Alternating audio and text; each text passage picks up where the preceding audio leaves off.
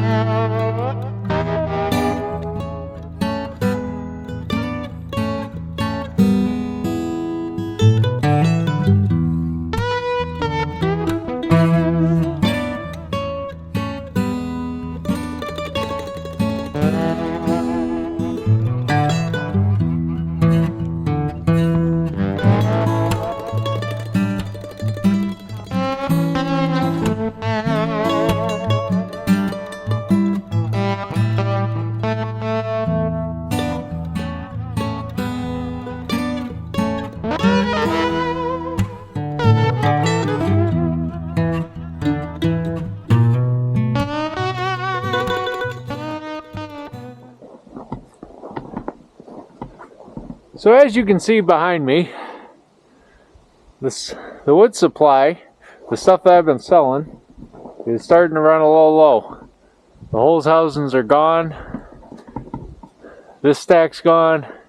This stack over here, there's not much left. Maybe a little more than a face cord. So that's good in the sense that wood's been selling.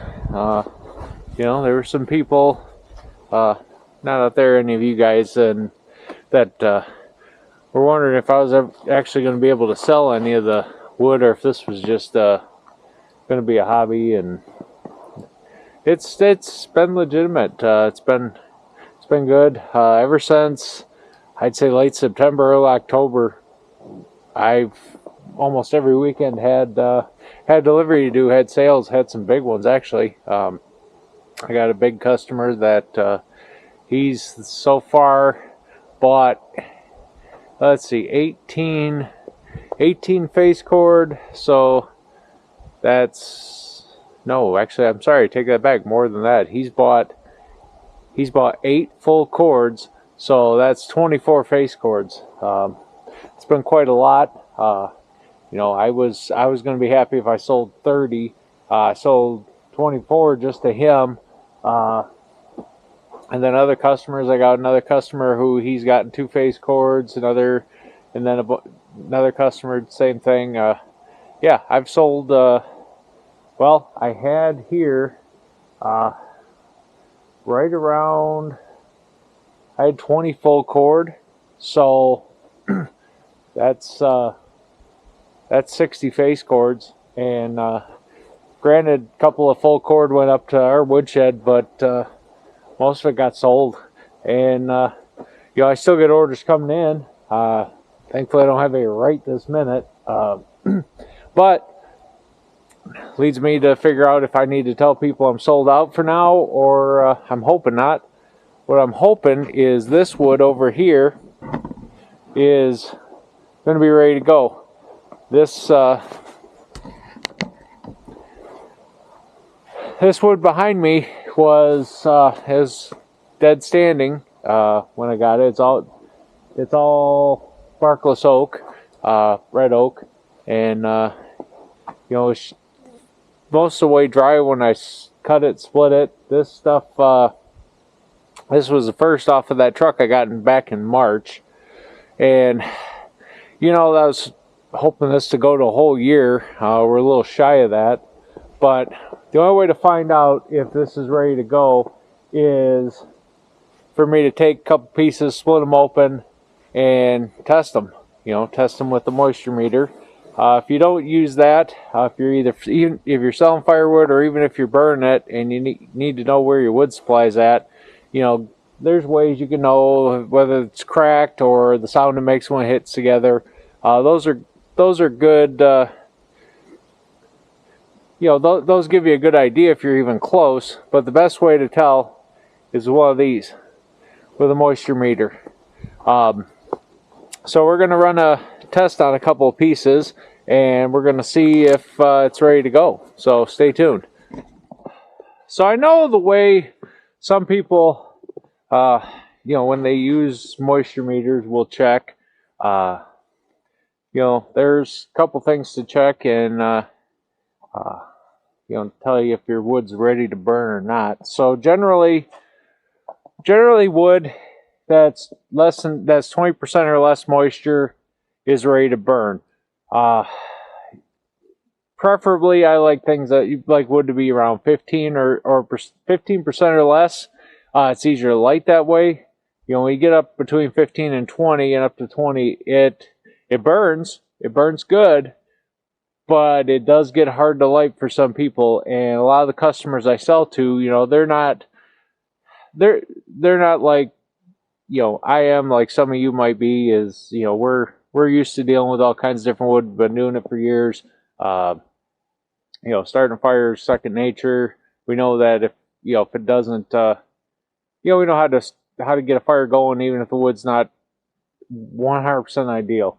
But a lot of my customers that I sell to, they occasionally burn in a fireplace. They got a little wood stove that when it's really cold, they want to supplement their heat, or they're just, they just want to fire for the ambiance.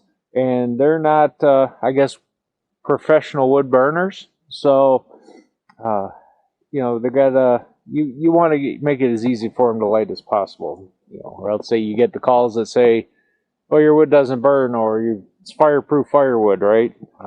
Whatever you want to hear there. So, So when you got a moisture meter, and if you got a good one, it's got different calibration settings. This one does. Apologize, with the snow, you're probably not going to see the screen very good, but it's got different calibrations for different kinds of wood. I think that's a good thing. But what some people will do is they'll just come up to the end and stick prongs in there, and it's right there. I don't know if you can see it. Bring it down here. So at the end of this is showing 20.5. So that according to that, it'll burn, but how good remains to be seen. That's the end of it, is that exposed, especially this time of year, exposed to blowing snow and everything, and it'll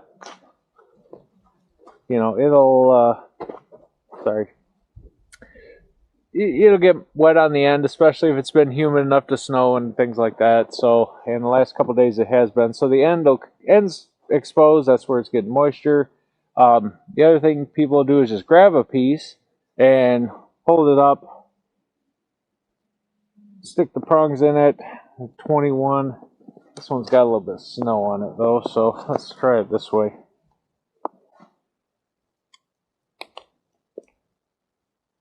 Yeah, so we're showing 22. That's not so good.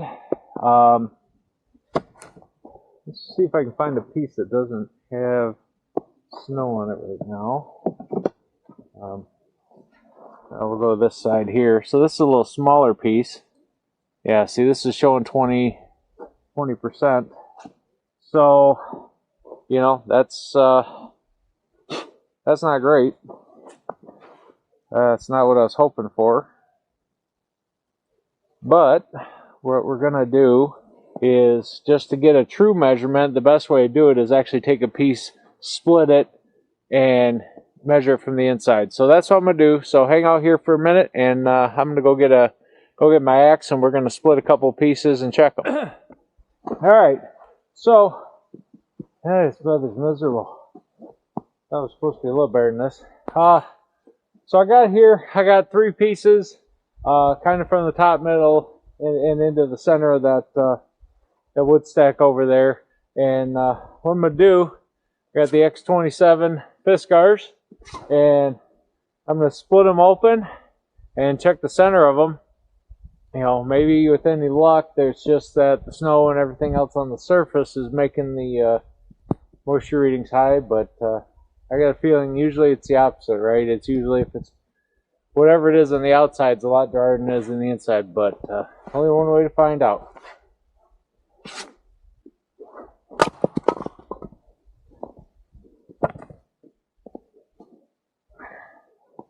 Alright, so got that piece. We'll get the old moisture meter out here and give it a go. See what we come up with. Got 18.8. 18.8. That's see, we're 23 on that side, but that dove into the snow. This edge here. Sure the prongs are in there good. Yeah, 24. 24. 19.5. That's not great. It sounds, you know, if you hear that, that's, you know, to some people say, oh, that's dry. And it, you know, like I said, this is not a great day to test wood, to test the moisture content of it, but, you know, it is what it is. I got time to do this kind of stuff when I got time. So let's give it a shot. Try another one. This one's a little smaller, so with any luck, this one will be better.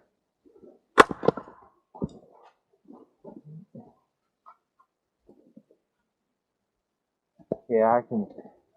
One of the other things too you can look at, you know, I split it open. You got this color, and it's not even that pale yet. But there's the inside. It's you know, the inside's pretty much red. That's telling me this wood is definitely not ready to go. But let's try it. Yeah, 25%. Yeah, so this is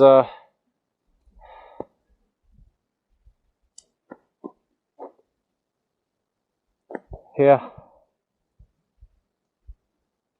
we're not good. We're not good. I don't think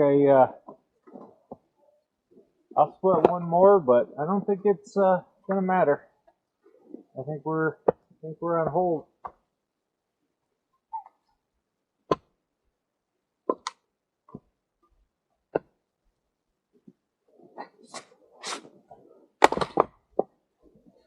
There's a piece that hopefully won't go right in the snow. All right. Whew. It was definitely warmer yesterday. My fingers are not appreciating this. All right, let's try it. There you go. 23%. So that is not good news.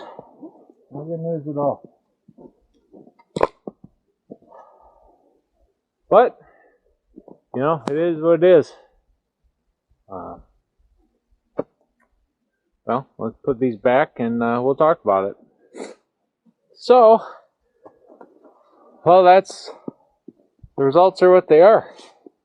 We're right now. I don't have any red oak that is ready to sell. At least not to you know, normal fireplace customers. You know, 20%.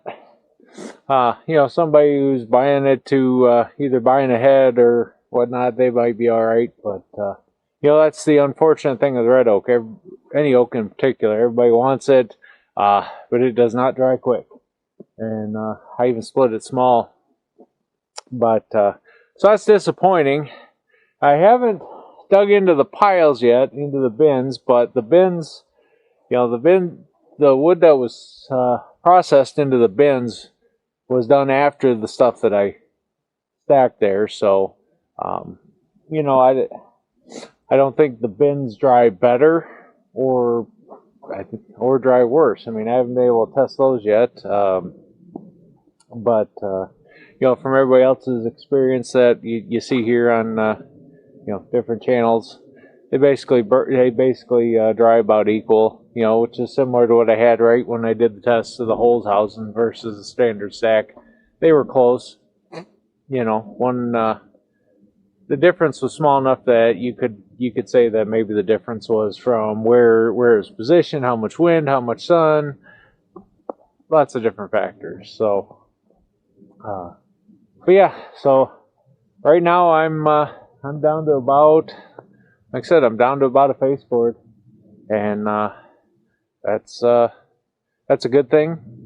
It's a good thing for money, bad thing for bad thing for future money, right? So I don't know. I have to come up with a solution. There's other ones out there. Maybe see if somebody see if I can buy in some wood that's maybe ready to go. There's other options too. So, but until then, I'm gonna have to put everybody off. So, well, that's it, guys. If you like what you saw, please like and subscribe. Feel free to share. And until next time, everybody from here, all of us here at the beautiful Beavertown compound, take care of each other, be good, stay safe, and I'm out of wood.